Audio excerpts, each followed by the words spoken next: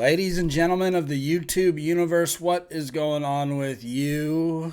On this Saturday, it is Saturday, May 6th, 2023, 7 o'clock p.m. California time. I am, of course, your always gracious host, Fallon from GoNootropics.com, coming at you with the Yad Energy Chairs. Good to see you guys.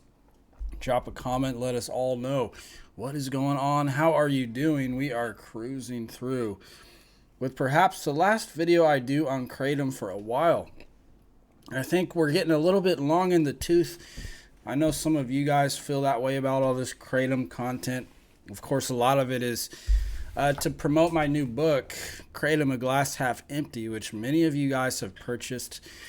And I'm very thankful for. So the launch is officially done. The book is out. Most of you guys know about the book. It's a great book. Good advice for those of you coming off of Kratom. If you haven't picked up the book, pick up the book. It's going to serve you well. A lot of these Kratom videos, a lot of you guys know what's going on, baby. A lot of you guys already understand the nature of Kratom. When I make these videos, I know most of you are already like pros. You know what Kratom is, you know what it does, you know why people use it. But there's a lot of people out there that are just coming into it, and they're uneducated, baby. They are uneducated. And you could go anywhere in the world and get, positive recommendations for Kratom. You can't really go to many places to see the other side, the side that many of us have experienced with Kratom. Coming off of Kratom, how Kratom hooks you and all that. So these videos hopefully will get in front of the faces of people who want the full picture, who wants only half the picture, right? Who wants only half of what's really going on, so people can make a decision. I'm not saying you should or shouldn't take Kratom, but at the very least, the information needs to be out there so people can look at it and make a choice with all the information, right? Because how do you make a choice with only like half the information you hear? Kratom, oh, miracle cure. Kratom saved me from, this or that. Kratom magic, baby. Magic plants. You hear enough of that, and the next thing you know, you're just dependent on Kratom. You didn't get the full picture. You don't know the risks, right? And so these videos are for new people coming in who want to know about Kratom. So in this video, what does Kratom do? All right, this is like newbie. Most of you guys know this. A lot of you know Kratom has its opioid qualities. A lot of you know it's got many other qualities too besides the opioid responses in the brain. It's serotonergic, it's adrenergic, it's dopaminergic, it's all these things. And this is why Kratom is a very interesting plant. It has some interesting applications. The thing with Kratom is I found the best way to describe it is it just animates the carcass. This is how I got into Kratom. It's like you feel the people who take Kratom, the people who gravitate towards certain drugs, and one way it animates the carcass. You get up and you're in the rut. And a lot of people use Kratom this way. They're just in the rut, baby. They wake up and it's like, how do I animate this carcass that I have? It's like society has forced people to lose all spirits, to lose all hope, to lose everything that is good about the human spirit has all but been squashed out, or is at the very least being attempted to squash out by just the way society is set up and these jobs we go to. We're going to these jobs we hate. We lack certain interpersonal skills, which puts us into positions of being in bad relationships and not knowing how to function with other people, not knowing where we fit in with society, and we're very fragmented, and we're very atomized. And all this leads to this sensation that you're just kind of this walking carcass. You're just like this lifeless husk. You get up in the morning, and just all the good that you have has just been scooped out of you, baby. It's just been scooped. I know a lot of you guys feel like this. Waking up every morning, and it's like every day is you're just dragging the carcass, baby. You're dragging the carcass, and kratom, for what it does, enters inside of you and animates, I call it animates the carcass. We wake up in the morning, we reach for caffeine. We wake up in the morning, we reach for a stimulant. We wake up in the morning and we reach for kratom.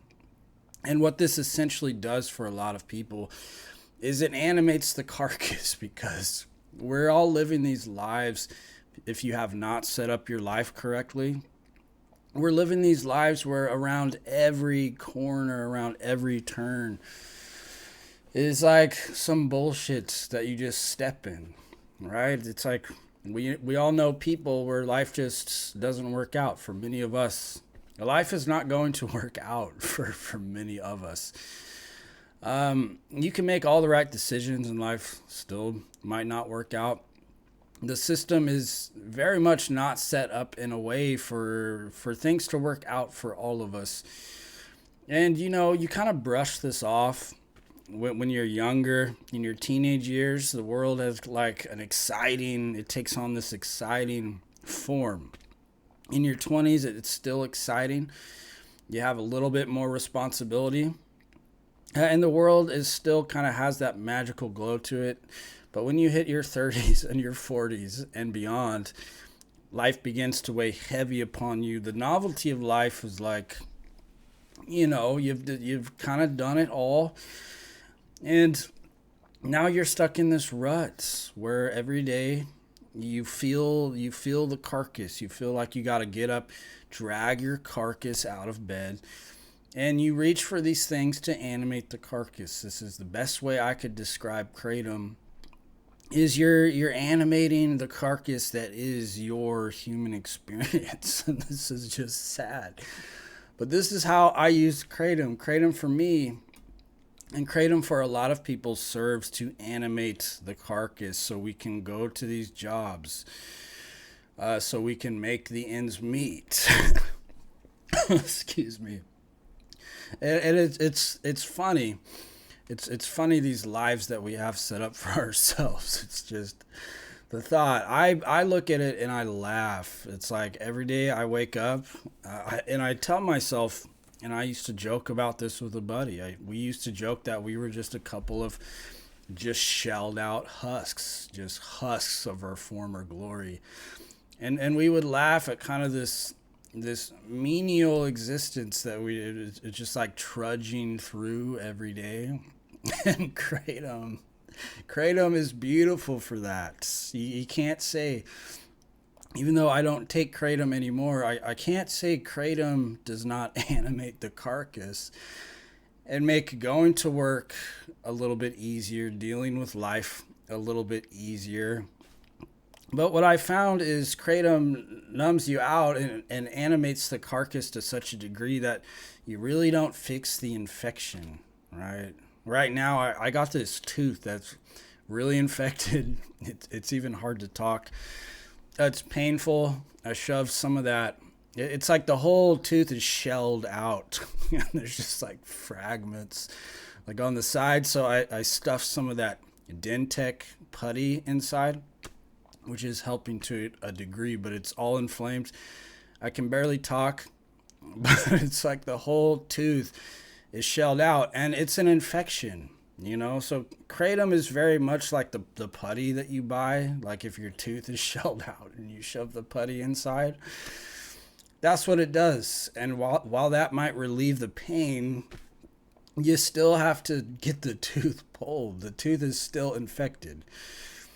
So you take kratom, you animate the carcass every day, but you do nothing about your life situation. It just makes the turd. It makes eating the turd sandwich palatable, and that's the other way I describe kratom. Is it just makes eating the turd sandwich just a little bit better. But simultaneously, it numbs you out to a degree that you really don't go and do anything about it. You know, these feelings of depression, these feelings of anxiety, I used to think of them as negative, but now I see them as emotional indicators that you need to change something, switch something up, get a different job, do something, take some kind of action. And kratom is not really conducive to action, I found. A lot of people say kratom motivates them. And to a certain degree, it does. It motivates you to go to the same shitty job and do it with kind of a smile on your carcassed face. That's what kratom does. But in terms of thinking in like a new way, you know, because to change your life, you have to shed some of the old skin and think about your situation in a different light. And kratom is not conducive to thinking outside of kind of how you always thought, if that makes sense. It just makes your current experience palatable. And so kratom, while it animates the carcass every morning, you get up and you feel just like that shelled out carcass of a human. It animates the carcass, but simultaneously numbs you out to such a degree that you really don't take care of the root infection that is how your life is set up. You know, it's like you're floating down the river, baby. And next thing you know, if you don't actively steer your ship, you're going to end up wherever the river wants to take you. You know, in some ways, we're just kind of very much on the conveyor belt. We're all in the same conveyor belt, but some of us are having a little bit more fun on the conveyor belt. We're all going to the same place. The waterfall comes for all of us, but some people suffer on the conveyor belts when you really don't have to. And kratom allows you to suffer on the conveyor belt relatively easily until it doesn't. I was talking to my boss today, and he was talking about, you know, how he knows this one kid who used to live with him, and him and his girlfriend came up, and he's like, yeah, and he brought his girlfriend up, and they had a good time, and they seemed good together. And I said, well, everything works out until it doesn't. And he thought that was pretty smart. He said, put that on a throw pillow. Everything works until it doesn't work. Right? And that's what I found out with kratom, is it worked until it didn't work. And it tends to amplify these problems even more. It tends to dig you into a deeper depression than you even were. And managing your doses can be helpful for some people. Some people can get away with that. And if you could honestly take a look at yourself and say that, you know what, you're healthily managing your kratom and it's not causing any problems. If you could be honest with yourself about how kratom is affecting you, and you can honestly say it's not affecting your life in any of these ways, then I'm all for that. Personally, I'm all for that. But I would say for a lot of people, kratom is over time affecting their life in a negative way. It stops working. Even if you're using it like once a day. Like, to me, managing your kratom means taking it like once a week, twice a week at the most. You know, even if you take kratom, you're still it's still a drug. You're still going up, and then you're coming down. Now, it might not be as significant of a roller coaster as some of these other things, but you're still gonna feel, even after one kratom dose, you're gonna feel depleted unless you just keep taking more. And this is the same with Phenibut. This is the same with all these other drugs. And, you know, there is no free lunch. And unless you could really use kratom in a smart way, what you will eventually find is the kratom begins to take from you. And you could easily find yourself slipping down the path of using Kratom every day, multiple times per day. I found myself moderating until I was taking Kratom because eventually without the Kratom, I just wasn't feeling good at all. I would take the Kratom, once every few days. But I found that when I wasn't taking the Kratom, I was like thinking about it. And that was the other thing. It's like you take Kratom 2-3 times a week. Well, in those in between days, your mind it's just that's all it could kind of think about. It begins to pine for Wednesday, right? It's Monday, but you can't take your next dose till Wednesday, and you're pining for it. This is enslavement. So unless you're somebody who could put it away, not think about it, and I believe there's people out there that can use Kratom in that way, but you have to be real honest with yourself and take a look in the mirror and say, you know what, can I use it in this way? And for a lot of people watching this video, a lot of you guys are hooked on Kratom, like I was. And you're coming to the end of the rope with it. And in that one video, I described Kratom as an end-of-the-road substance. In my opinion, if you're going to take one thing, Kratom is probably the best thing you could take. In terms of safety profile, in terms of withdrawal, although many people have horrible withdrawals, also many people don't. My withdrawals were fairly mild. And people have just come to the end of the road with it. And I was kind of stuck in that phase for a while where I would just refuse to admit that Kratom was taking from me in these ways. And I was just kind of coming up with excuses why it was okay to be taking Kratom. And I don't think in like a moral sense, I don't think taking Kratom is wrong in the moral sense. But I reached a point in my Kratom usage where I did feel that it was wrong. I had this feeling inside of me that, I'm really overdoing it. This really isn't that good for me, right? Kratom was becoming something that wasn't good for me. And there was a part of me that knew that it had to end. There was just a part of me that knew that all the bullshitting was over. Same with alcohol. There was always a part of me that knew that what I was doing wasn't good. And that, I believe, is your own internal sense of what is right, your internal sense of what is wrong. And, you have to listen to that part of yourself and just come to terms with the reality, baby. The reality. So that is Kratom. Kratom, it animates the carcass. You wake up in the morning, you take Kratom. It animates what I call the lifeless husk. And it does it beautifully until it doesn't. Things tend to work until they don't work. It's like your car's not going to run forever. Eventually something's going to break down. You might be cruising pretty good right now, but eventually something's going to happen. Eventually something is going to happen to your body. Something's going to happen to your life. And that's just how it is. Things tend to work until they don't work. And, Kratom can be a great bridge. It can be a great bridge in getting you out of a situation. If you're in a hole and somebody hands you a ladder, you fall into a hole. Somebody hands you a ladder to get out. It's like, yeah, the ladder was great. The ladder allowed you to climb out of the hole. But instead of putting the ladder back in the shed, now you're like carrying the ladder around everywhere, and that's kind of what Kratom is. Kratom can dig you out of a tough spot.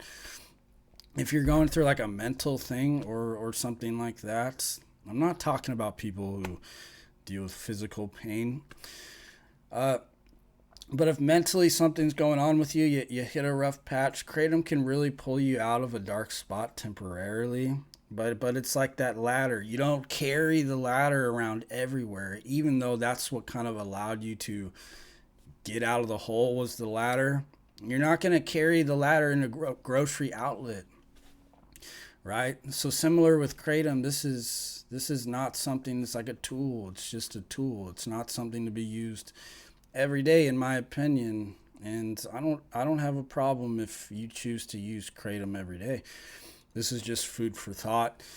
This is my experience with Kratom, and this is why I wrote the book, Kratom, A Glass Half Empty.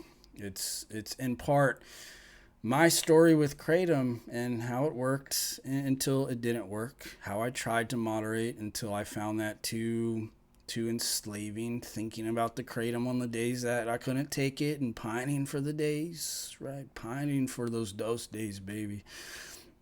And just overall coming to terms with quitting. So, ladies and gentlemen, that is the video of the day. Hope you enjoyed it. Leave a comment. Your thoughts, your opinions are always greatly appreciated. As always, thank you for watching. Thank you for picking up a copy of the book. And as always, I will see you very soon. Peace.